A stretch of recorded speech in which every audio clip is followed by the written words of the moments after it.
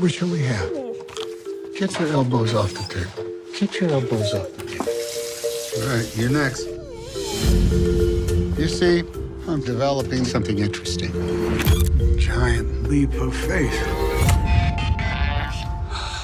Now, if you can speak, tell me something about you. That robots must protect dog.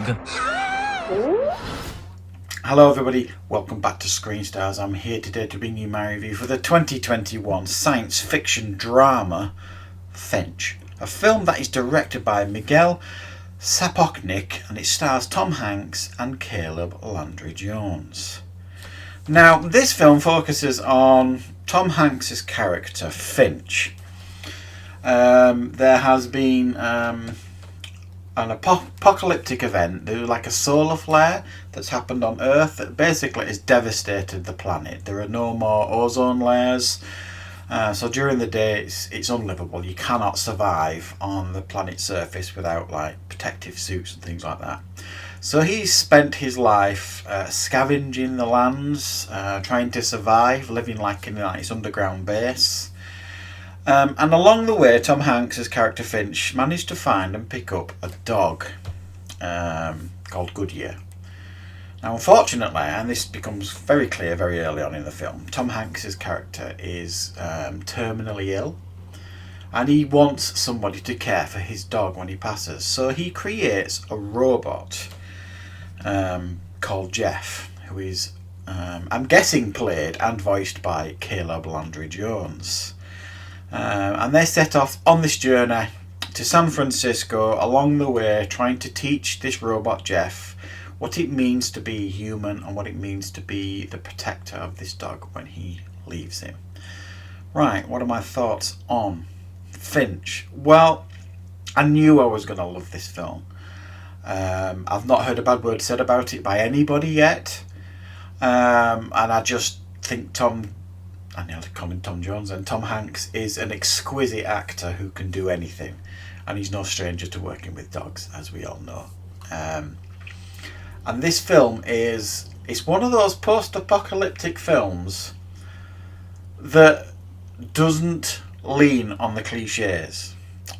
It presents you a threat, but it doesn't make the film all about it, in a sense of, you know that the environment is it's an environmental nightmare out there. That's made very clear very early on, and continuous. It's a continuous threat throughout the film.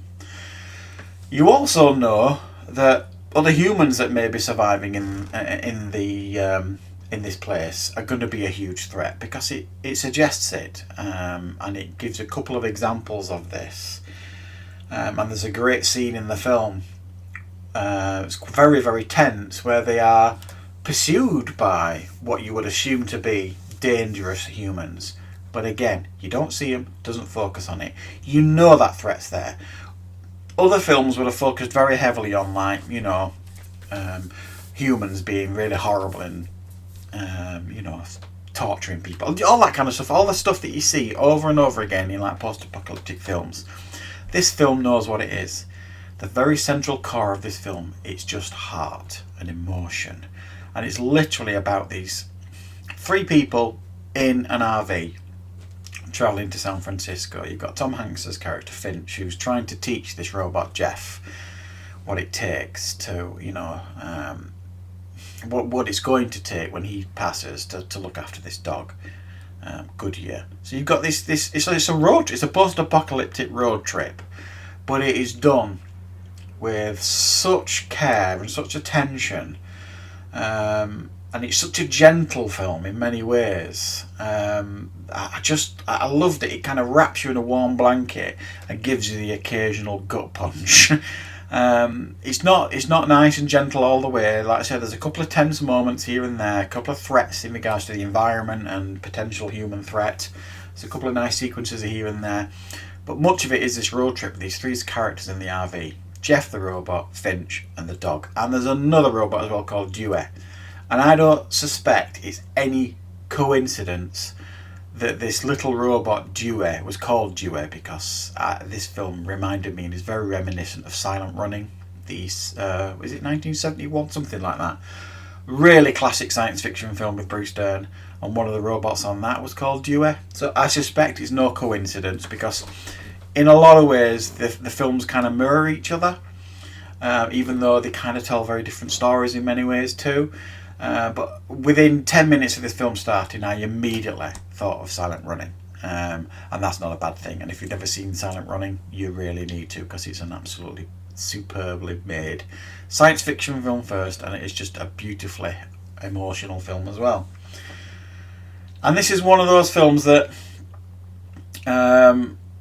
pulls on the heartstrings.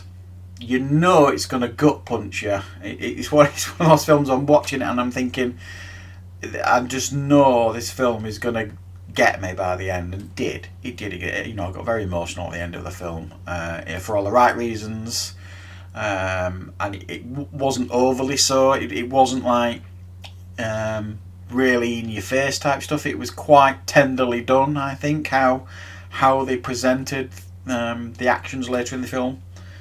But Tom Hanks was just incredible. I mean, what else can you say about Tom Hanks? I mean, for much of this film, it's just him talking to a robot and interacting with a dog. But you believed it. You believed this world. They did a really, really good job presenting this very, very dangerous world.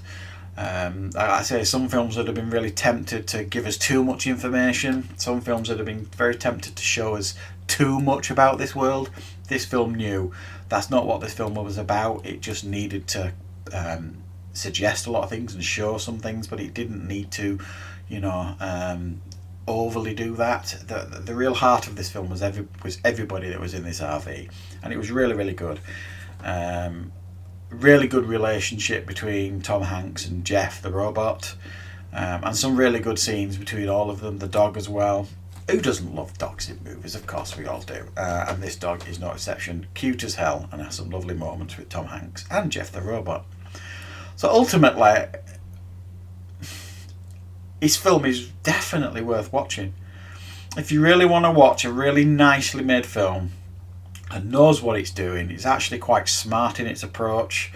It keeps things bubbling away nicely, but it's also a real comfort watch at the same time. I strongly recommend you check out Finch. It's definitely one of my favourite films of the year, and I'm going to give it a very, very strong 9 out of 10. So that's my review for Finch. I hope you liked it. I hope you found it useful, and of course I will be back with plenty more reviews on the channel very, very soon.